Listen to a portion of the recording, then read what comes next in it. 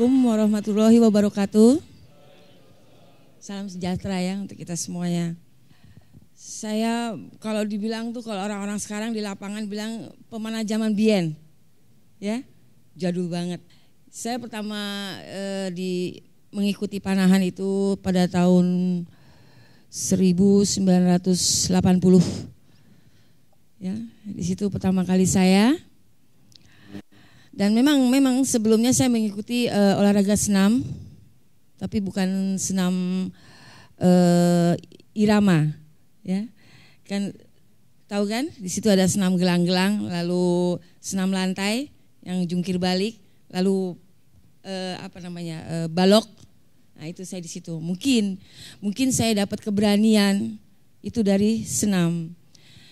Tapi saya nggak bisa melanjutkan senam karena mungkin juga saya masuknya ke senam itu udah terlalu berumur ya. Jadi saya nggak bisa melanjutkan untuk prestasi yang lebih tinggi lagi di senam. Lalu saya diajak dengan ipar saya namanya Zevilia Saiman. Dan dia itu pemanah tahun 60-an. Ya. Jadi memang ini kita cerita udah tua banget ya. Dan saya juga sebenarnya udah tua juga, gitu ya. Tapi enggak, kita terus tetap semangat, ya, tetap semangat. Oke, jadi saya diajak untuk ke lapangan pertama kali untuk melihat dulu, gitu. Saya nggak tahu yang namanya itu Senayan, GBK atau ada cabang panahan, saya nggak tahu sebelumnya, ya. Ya mungkin pada zaman dulu kan sekolah itu selesai jam 12 ya. Zaman-zamannya saya SMP itu kan jam 12 lalu pulang. Jadi mungkin orang tua saya dan ipar saya pikir daripada ini jalan nggak jelas ya, saya diajak ke lapangan. Saya melihat, lalu saya mencoba. Nah, itu pelatih pertama kali saya itu almarhum Pak Sumanto. Itu kalau udah lagi ngebayangin itu lapangan panahan itu di Senayan tuh paling ujung pojok, itu pertama kali saya tuh.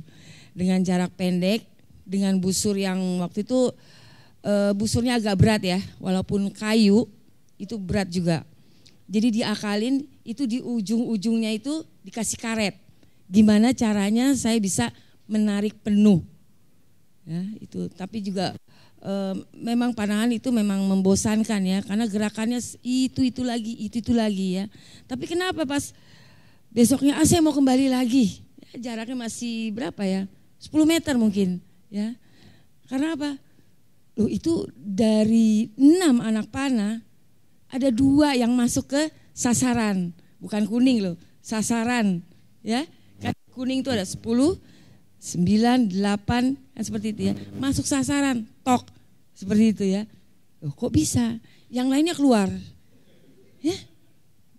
Saya coba lagi. 2 masuk. Ya. Ada 2 dari 6 atau 10 anak panah. Udah saya pulang. Besok saya kembali lagi. Saya mau bikin paling enggak 3, 4 deh yang masuk. Ya, ke sasaran. Ya mungkin dari situ timbul penasaran yang terus gak ada habisnya, seperti itu ya.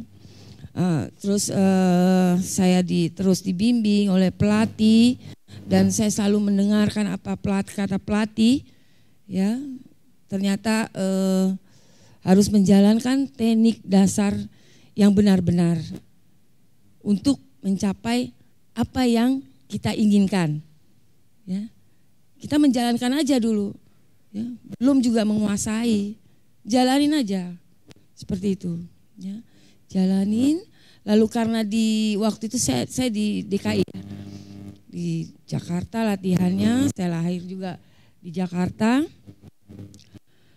Lalu ada persiapan kejuaraan nasional di Bali gitu. Saya belum tahu Bali kan, saya belum tahu Bali. Ternyata saya dipersiapkan sebagai junior. Jadi semuanya ya mungkin dulu umurnya 20, 25 ya. Jadi saya paling kecil waktu itu. Saya ikut seleksi. Lalu saya berangkat Bali untuk kejuaraan nasional waktu itu. Ya, dengan mungkin dengan saya mendengarkan apa kata pelatih lalu saya menjalankannya terus, ya alhamdulillah saya mendapatkan ranking 10 besar Indonesia. Lalu ternyata dalam 10 besar Indonesia itu bersamaan seleksi untuk persiapan SEA Games. Ya, 10 besar berarti 10 atlet putri dan 10 atlet putra. Nah, itu saya nomor 10 di situ. Ya, saya jalan ikuti Platnas, Pusat Latihan Nasional. Ya, itu di Senayan. Itu namanya flat. Ya, itu dulu masih flat tuh. Ya, sekarang Plaza Senayan. Ya, itu flat. Saya di situ. Ya, dari kecil saya ada di situ. Nah, di dalam Platnas itu, dalam 10 orang itu atlet, itu ternyata untuk mencapai ke SEA Games itu ada seleksi lagi. Diambil 6 besar. Alhamdulillah saya masuk 6 besar. Ya. Saya itu masih di pikiran saya hanya menjalani seperti pertama aja. Gimana caranya besok masuk ke nilai tengah atau mendekati 9 lebih banyak dari kemarin.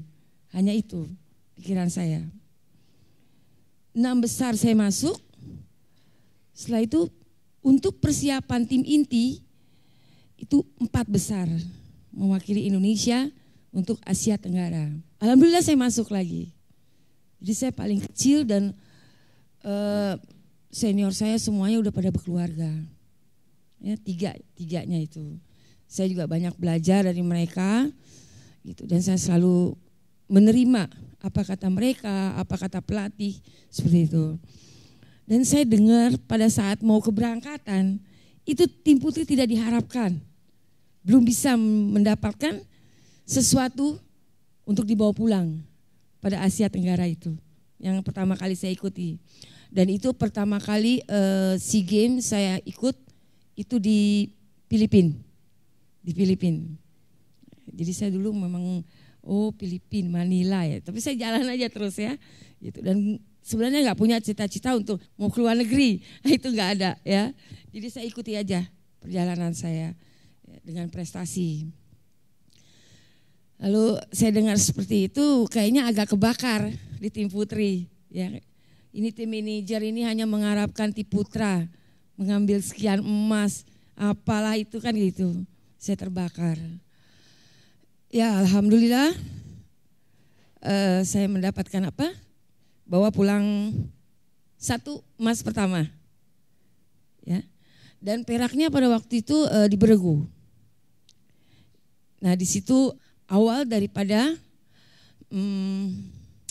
semua itu melihat kalau panahan itu bisa membuat prestasi untuk putri di Asia Tenggara.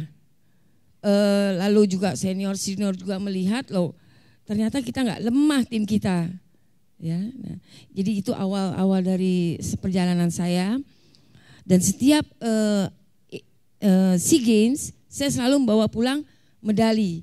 Ya, jadi tahun berapa ya waktu itu? 81, lalu 83, 84, 85, ya kan 2 tahun sekali ya. Itu saya pribadi dan tim saya selalu membawakan medali emas. Ya, entah itu perorangan, entah beregu, selalu bawa. Ya, alhamdulillah, putra pun begitu. Jadi kalau dibilang tuh prestasi Asia Tenggara untuk di cabang panahan itu baiklah tahun-tahun saya itu, ya. Dan dengan bukannya saya juga tidak pernah gagal, itu tahun SEA Games 85 kalau nggak salah ya, 85 apa 83 saya lupa. Itu saya gagalnya juga menjadi orang keempat. Jadi tim itu kan 4 ya. Sedangkan saya itu maunya kalau nggak 1-2. Ini saya jadi orang keempat. Istilahnya kalau sama kita beregu, itu hanya kecepretan medalinya. Ya, nggak mau saya. Kayak orang nggak berjuang tapi dicepretin, enggak mau saya. Seperti itu. Nah dari situ saya mulai belajar lagi apa kekurangan saya. Lalu saya harus bagaimana seperti itu. Ya alhamdulillah terus kita Asia Tenggara itu SEA Games 87 di Jakarta. Ada salah satu pengurus kita mengatakan lanjut di Olimpik 88. Ya, jadi pada 87 itu almarhum Donald Pandiangan, dia terakhir menjadi atlet dan ternyata dia 88-nya itu mempunyai tekad untuk mengangkat tim putri untuk panahan pada saat itu. Saya kan satu tim terus dengan almarhum. Jadi almarhum udah tahu karakter saya gitu. Jadi untuk jalan bersama saya tuh udah gak terlalu berat lagi. Gitu, tinggal cari dua orang lagi yang untuk mendampingi saya. Tapi itu juga kita dipersiapkan 5 atlet putri yang dipersiapkan pada saat itu. Kalau famanya ada yang tanya sekeras apa sih almarhum? Almarhum itu kalau sekarang saya bilang itu dia baik. Tapi kalau dulu ya itu gimana ya, dia itu dulu jadi orang Sumatera ya, keras itu satu. Dan almarhum juga dia membuat prestasi di lapangan itu menjadi Robin Hood itu kalau dibilang atas kerja kerasnya sendiri.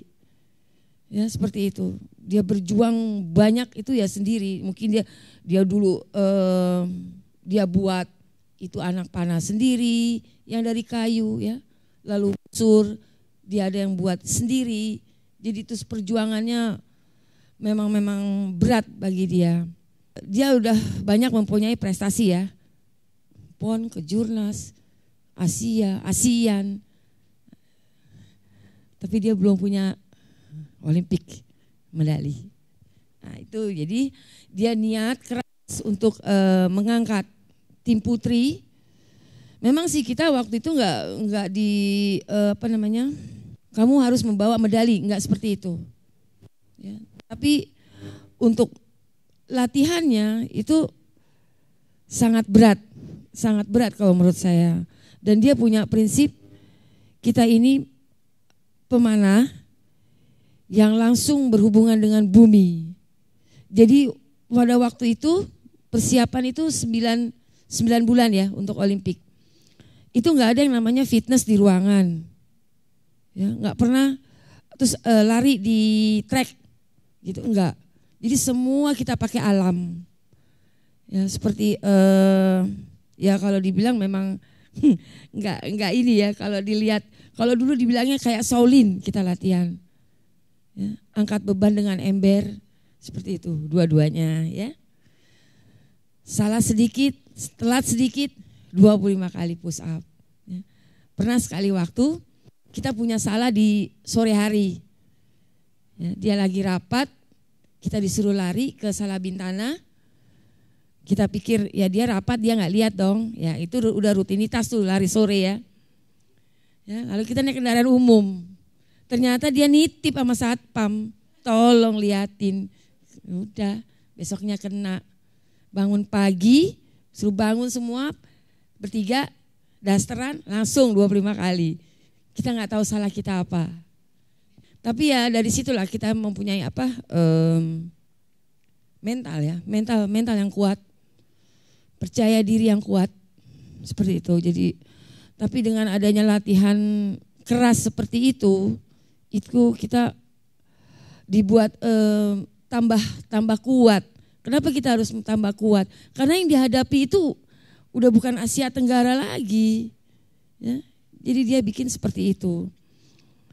Dan juga kenapa kita latihan berat seperti itu? Karena sistem yang dulu dan sekarang itu beda.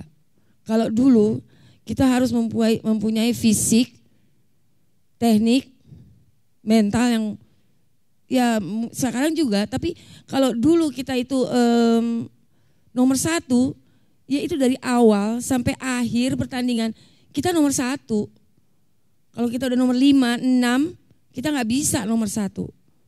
Tapi kalau sistem yang sekarang dengan adanya kualifikasi, lalu ada eliminasi, ya, lalu ada seperempat final, itu semuanya bisa terjadi.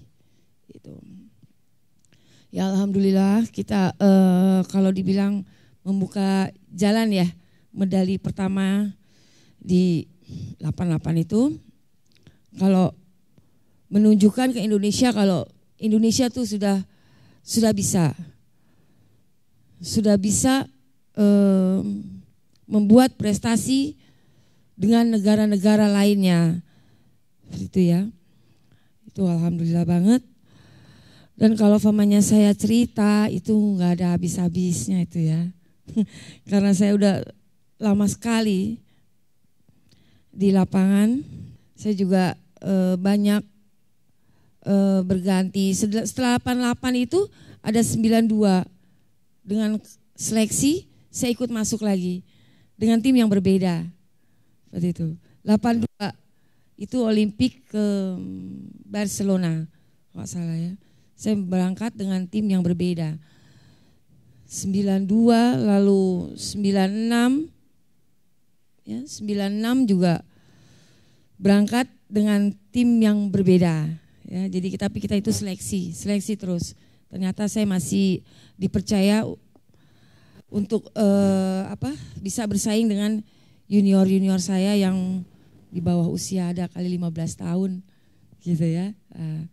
Kenapa saya, mungkin banyak yang bertanya ya, kenapa saya bisa bertahan di tim? Kenapa saya bisa lanjut terus sampai dengan 2005? Gini loh, maksud saya gini, kita memang punya pribadi yang kuat ya. Tapi kita juga harus menyadari dan terima apabila ada junior yang baik lagi kita. Ya. Kita harus terima itu. Jadi kita punya hati ada legowo. Ya, tidak ada beban untuk bersaing ada, tapi kita harus terima keadaan yang anak baru-baru ini. Ya. Kamu bagus, saya dukung, tapi kalau udah di garis tembak dalam latihan atau bertanding, saya adalah saya. Itu. Ya. Kita boleh bergandengan, kita boleh sama-sama. Tapi kalau udah bertanding, punya tugas masing-masing. Mari kita bersaing. Seperti itu. Itu yang bikin saya awet. Ya. Terus masalah teknik juga. Saya makin kesini, makin mempelajari. Saya juga lihat itu tekniknya Korea yang begitu simple. Seperti itu. Saya terus berkembang. Saya jadi gini, saya tidak merubah apa yang udah ada di diri saya. Tapi saya akan melihat kenapa dia kok begitu simple. Itu. Kenapa panahan itu dibuat sedemikian supaya simple? Karena kalau udah bertanding itu 90% mental. Teknik udah jalan, nggak usah dipikirin lagi. Seperti itu. Ya. Jadi itu saya selalu belajar dan tidak punya rasa bersaing dengan teman. Ya, saya selalu mau bersama-sama. Tapi yang saya bilang tadi, kalau udah berdiri, itu saya adalah saya. Gitu. Dan saya tidak pernah mengganggu teman atau membuat supaya dia down ya biar enggak saya terus nomor 1, enggak bisa saya seperti itu. Yang 2 ini selain saya, biar mereka berpacu. Mereka kan masih muda, jadi masih wah saya mau nomor 1, saya seperti itu. Akhirnya itu juga memang agak kurang enak, tapi mau nggak mau karena untuk Indonesia, ya. Jadi saya dijadiin pengganjal karena di bawah saya itu jagonya Filipina. Ya, kalau dilihat ranking 1, 2, 3, ya 4-nya itu mau naik tuh kan susah dia. Nah itu saya diganjel di nomor 3. Ya, saya nggak sakit hati karena untuk Indonesia. Saya punya pikir seperti itu. Dan itu juga bukannya panas saya melencengin biar saya nomor 3 ya, enggak. Jadi saya nggak akan ganggu yang teman saya junior ini 2 untuk maju seperti itu, ya. Dan ya alhamdulillah saya dipercaya oleh pemerintah untuk meningkatkan prestasi junior-junior saya. Jadi saya pada tahun 2015 saya dipercayai untuk menjadi pelatih hingga kemarin Asian Games yang di Jakarta. Saya juga saya pegang putri di recurve. Jadi ada recurve, ada compound. Yang kemarin terakhir kita mendapatkan 1 perak dan 1 perunggu. Dan juga alhamdulillah semenjak saya 2015 sampai dengan sekarang itu panahan udah mulai kelihatan. Prestasinya maksudnya meningkat lebih jauh dari sebelumnya. Ya saya pribadi bangga dan saya juga bangga pada atlet-atlet yang ingin berprestasi. Dan saya akan pasti walaupun saya juga pernah mengalami, tapi saya tetap hormat pada mereka. Buka aja Bukalapak.